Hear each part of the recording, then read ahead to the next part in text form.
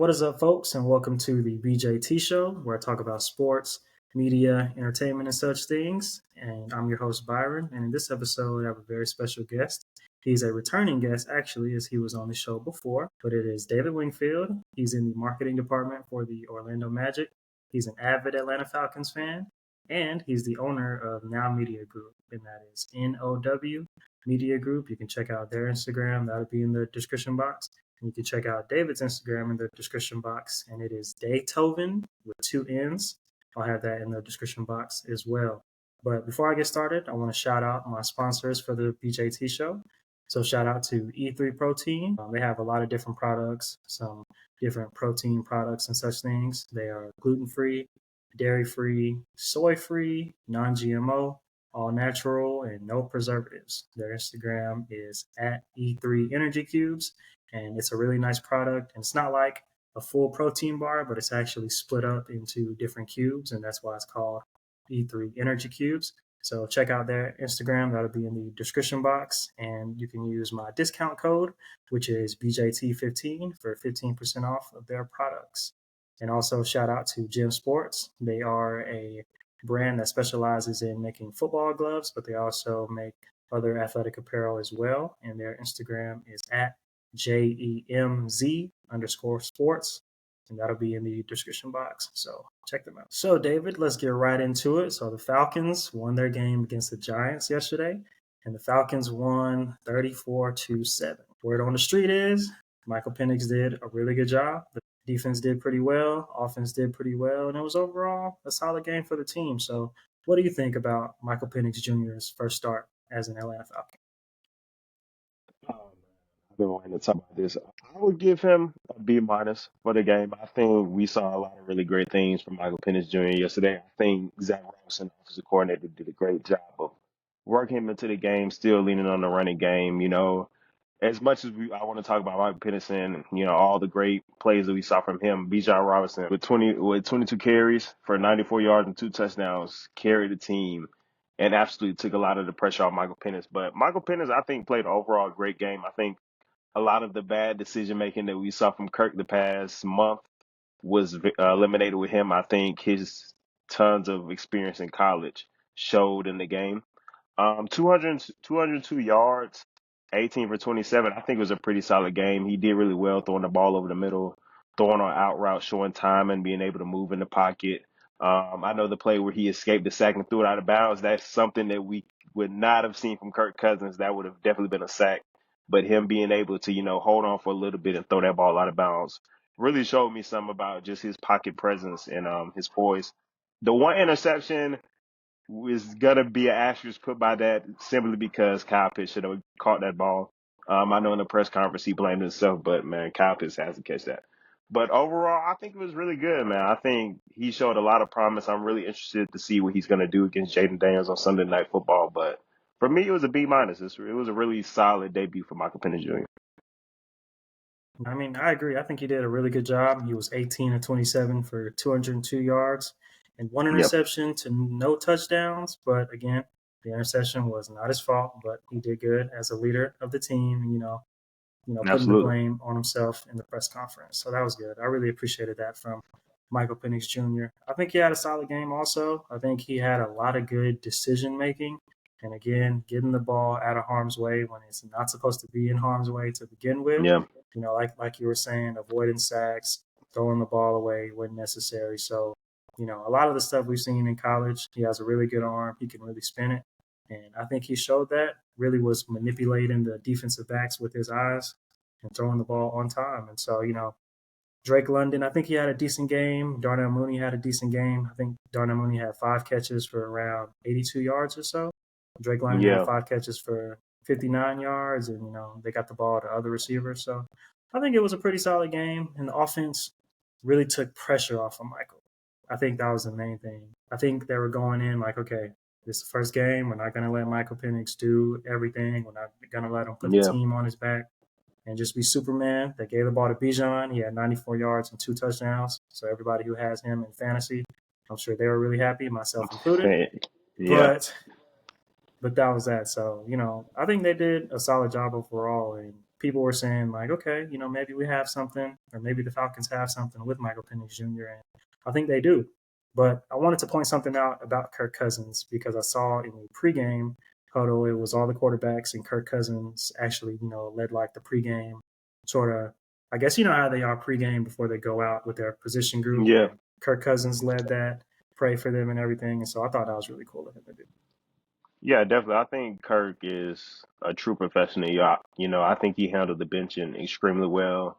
You can clearly see he's there to support Michael Penix. So I really appreciate it a lot. Being an Atlanta fan, I think Kirk has handled this situation perfectly. And, unfortunately, it didn't work here, but, best wishes to him in whatever place he lands next. I actually saw on ESPN that there was a rumor about Kirk Cousins actually being cut before his roster bonus is due in March.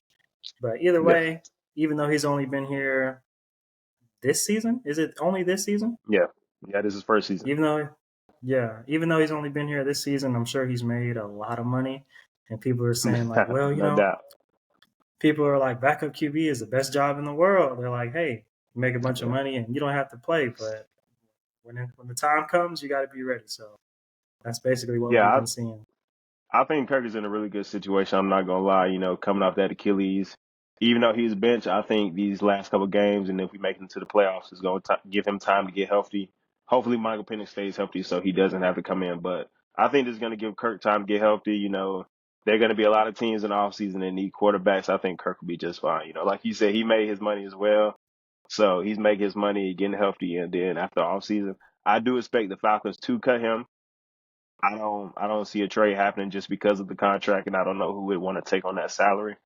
But so I think cutting is the best option. But I think Kirk will be fine. Kirk will bounce back. He'll be a starter on the team next year. Yeah. I think in his contract, I think they have an option to cut him after 2 seasons without having the rest of the Yeah. guaranteed money or the rest of the money that they would owe him. Yeah. So I think that was pretty smart by the Falcons, front office for putting that in the contract. But they say Kirk Cousins has mastered the franchise tag, has mastered contract negotiations, and His agent his has for agent, sure. yeah, his agent and team have done a really good job. So hey, kudos to them. Like you got to get your bag. No doubt. So, with the Falcons winning the game 34-7 against the Giants, was that promising or was it like, it's just the 2-13 Giants, it's not that big a deal? What do you think?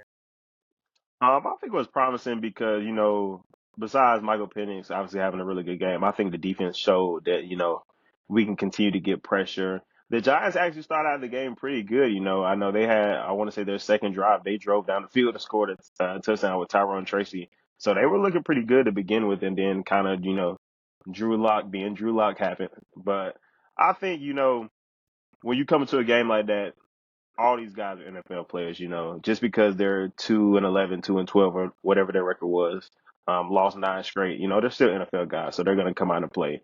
So as far as how I think it affected the Falcons, I think it was still a good win, good team win. We saw some good things from special teams, had another block punt, so that's always good to see from the special teams. Riley Patterson, Atlanta's really going to have to address their kicking situation, but hopefully Riley Patterson can hold us over into the playoffs. But overall, good team win, man. I think we've seen a lot of things from just the offense, executing, being efficient, the defense continuing to get pressure. I think those are the most important things to see, and I think it's going to give us a real great confidence boost going into the playoffs and going into the Sunday night football game. Because I'm telling you, man, Sunday night against Washington is going to be a prime time game. This is going to be extremely important. This has got to be one of the most important games in Atlanta Falcons history since probably 2016, 2017. Yeah, I mean, a lot is on the line. A lot is on the line. And then Yeah, the Washington Commanders have played really well. Jaden Daniels just had 5 touchdowns. And so yeah. everybody's like, he's the rookie of the year. It's not even a question anymore. And so do you think the Falcons are going to be ready for them with how well the Commanders have been playing? Do you think the Falcons will come into that game with a lot of pressure on themselves? Or do you think they'll just play and just see what happens?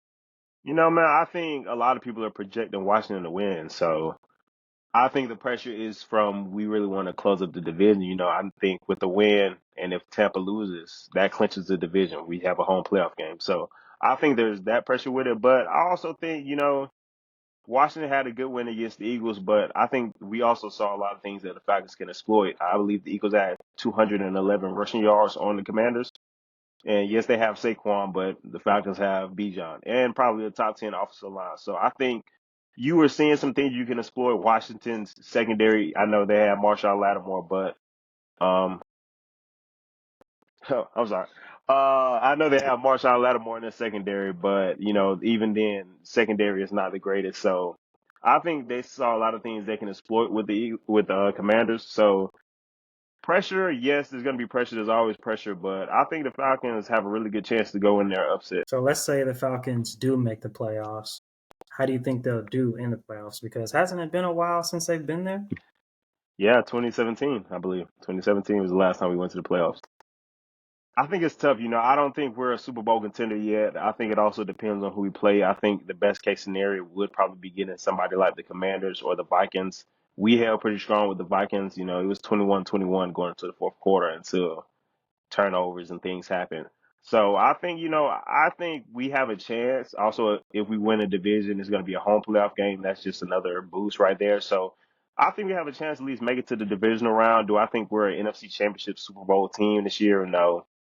But I mean, I think it's progress. Not making the playoffs since 2017, just getting to the playoffs is progress, and that's building confidence for these young guys. We still have a lot of young guys on rookie contracts, and we have the opportunity this offseason to restructure some older guys to make even more money to kind of absorb the Kirk Cousins cap hit that's gonna be incoming. So all things aside, man, I think Falcons getting to the playoffs and winning the game, I think that's a great season for us.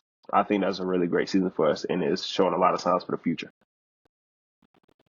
Yeah, that's a good point, definitely, especially on the whole organizational side and contractual things and sort of getting, away from that salary and kind of figuring out, okay, how to divvy everything up. How does that money, play into people's contracts and everything like that. Yeah, exactly. Back to Michael Penix. They said he was at a Costco, like shopping or whatever, when he got the call that he was going to Oh be man. the starting quarterback. So, like, how do you think that whole process was for him? You're just out at Costco, like, okay, might get a hot dog for $1.50 or something, and here you go.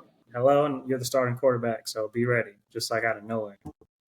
Yeah, I think it's probably overwhelming. I think that's something he's been working towards his whole entire life.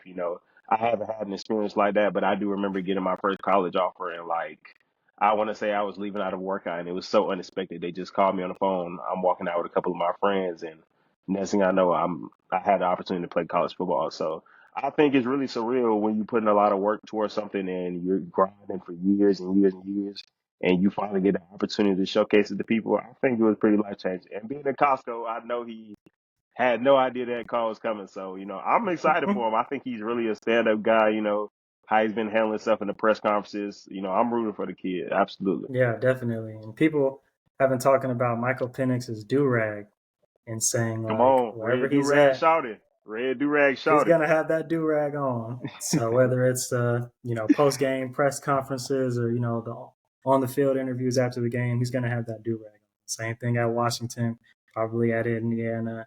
Same thing with the Falcons. So he's always gonna have that do rag on. I'm letting the Falcons fans know I'm actually going to be at the Washington Commanders versus Atlanta Falcons game. I went to the beauty salon yesterday, got my red do-rag. I'm wearing my do-rag to the game.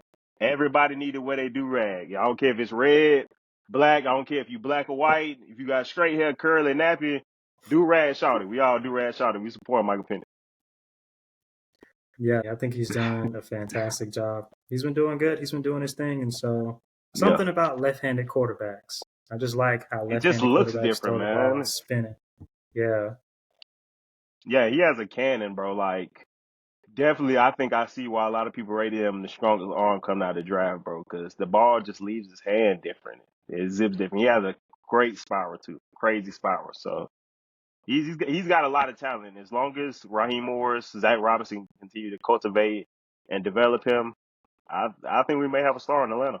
We may have really a legitimate star in Atlanta. in the pre-draft process with Michael Penix, a lot of scouts were saying like he's the most pure passing quarterback in the draft, and so I think he's starting to prove that. Yeah, definitely. I think it's probably between him and Probably him and Jaden Daniels. I think Jaden Daniels just really is, just like Michael Penix, a really great decision maker, knows where to put the ball, knows when it's pressure, he doesn't panic, but arm talent wise, I don't know if there was a better passer. I think Caleb Williams has a cannon on him too, not forgetting him out of the conversation. Drake May as well, but man, I don't know. When you see that ball leave out Michael Penix's hand, it just looks different. And that's something you don't see with a lot of quarterbacks. I think the Falcons will be fine, with Michael Penix as their starter. I even think I saw Matt Ryan on Sunday Night Football or one of the Fox football shows or whatever it was saying that, like, okay, it was time for a change, and Michael Penix is the guy, and he's been doing good. And Yep. so I think as long as they continue to get better, as long as he continues to develop, I think he'll be just fine. No, definitely. Yeah. And I will say this, me giving Michael Penix a B minus. The only thing I would say for improvement wise, something I would like to see a lot of times in that pocket, just run. I think some of the times he was a little hesitant, still trying to look downfield, still trying to find an open receiver. I think if he really trusts his athleticism and, learns, just because somebody's not open, you can pick up 3-4 yards, keep the chains moving, keep the offense efficient. I think that'll really go a long way in his development. But overall, he had a really strong game. I wish he could have got a touchdown. He had some opportunities as well. A couple drops in the game as well too from receivers. Hopefully they get that fixed. But still overall solid day. But I really hope he starts to trust his athleticism because he can run. I know he ran like a 4.6 on his pro day at UW. So he's not slow. So you got to learn to trust that athleticism. Yeah, for sure. He's had his fair share of injuries in the past. I think he's had 2 ACL surgeries. I don't know if it was to the Yeah, same definitely. knee or different knees, one here, one there, or whatever the I case want to say was. I And want to say so, 1-1, but don't quote me on that. Yeah, so I think it's hard for an athlete to be like, okay, I've had 2 ACL surgeries or however many knee surgeries, so I don't know if it's like a fearful thing of wanting to run out of the pocket and stuff. So maybe that's something with Michael Penix that he needs to work on, like you were saying, building more confidence up, and like if it's not open and you don't want to throw it away, you can run, but just make sure you protect yourself. Exactly. Protect yourself, most importantly, and protect the ball. Slide, or whatever the case is, like go down.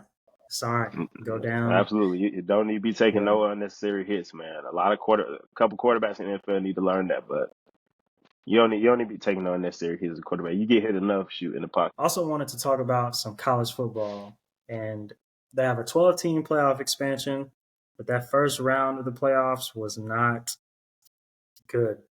It just wasn't that good. Like teams were getting blown out and all this stuff, and I saw a post on Instagram, and it was like, well, the playoffs shouldn't be the teams who are the most deserving. It should be the teams who are the best. So, what's Yep. your take on that?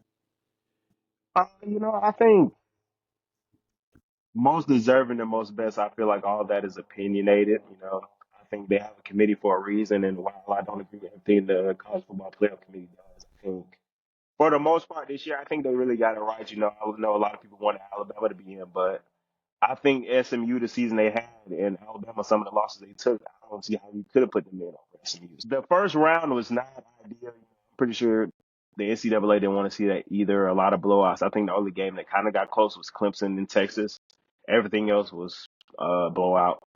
But most deserving, that's all opinionated, man. You got to look at the stats. You got to look at the strength of schedule. I think that's very important. The one thing I would say, the whole conference championships winners get a bye. I don't agree with that. I think the best teams should get a bye, whoever those best teams are, because Arizona State, I think they're a really good football team. I don't think they deserve to bye. Trying to think, I know Oregon, Georgia, but Arizona, I don't think Arizona. Oh yeah, Boise State. Boise State got a bye. I don't think Boise State deserves first round bye either. But I think we'll also see with this next round for New Year's how that plays out. But I think there's going to be a lot of adjusting, to how they pick these teams, how they pick the 12-team playoffs, because nobody wants to see a first round like that where it's straight blowout. So hopefully they get that fixed. But that's all opinionated. Who deserves it? Who's best, man? Let's look at the records. I think that's a fair point. Penn State beat SMU 38-10. Texas beat Clemson 38-24. Ohio Yeah, State beat Tennessee 42-17. dog So walking. I'm just like, wow. just a lot was going on. I thought Tennessee was going to put up a better fight than that, but Yeah, I Ohio think we State was all coming did. in there ready. Yeah, most definitely. I mean, that's what I'm saying. Then I think college football, even NFL home playoff games are tough. College football home playoff games are extremely tough. Those crowds are insane. So I think those home teams had a big advantage anyway. But I don't think anybody expected to see the blowouts that we saw. So I remember when Georgia played TCU in the national championship. I want to say 2 years ago. I think it was two Yeah, years ago. And Georgia blew them out of the water, and it was so bad. Like I changed the channel midway through. I was like, "This is boring. I don't, what's the point?"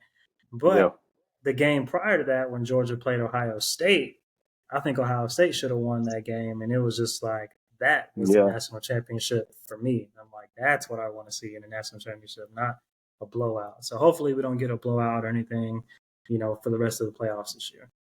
Yeah, hopefully. I mean, I think all of us football fans want to see competitive football. So hopefully these teams get Yeah. right. Hopefully they game plan. Hopefully the teams that got buys come out strong. Hopefully these teams that played the first round are riding off some momentum and we get some really good games.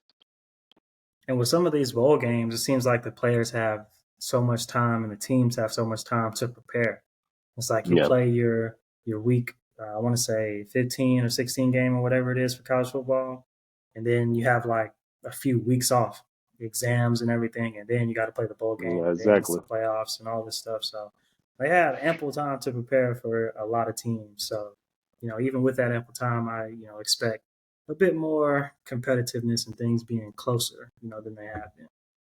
Yeah, I absolutely agree with that. Hope y'all enjoy the show. Be sure to like and subscribe and click that notification bell. And be sure to follow me on Twitter and Instagram at BJT_era. Shout out to my sponsors. All the links and everything will be in the description box. Shout out to David Wingfield. His Instagrams will be in the description box. And like I always say, I hope you have a good one and peace out.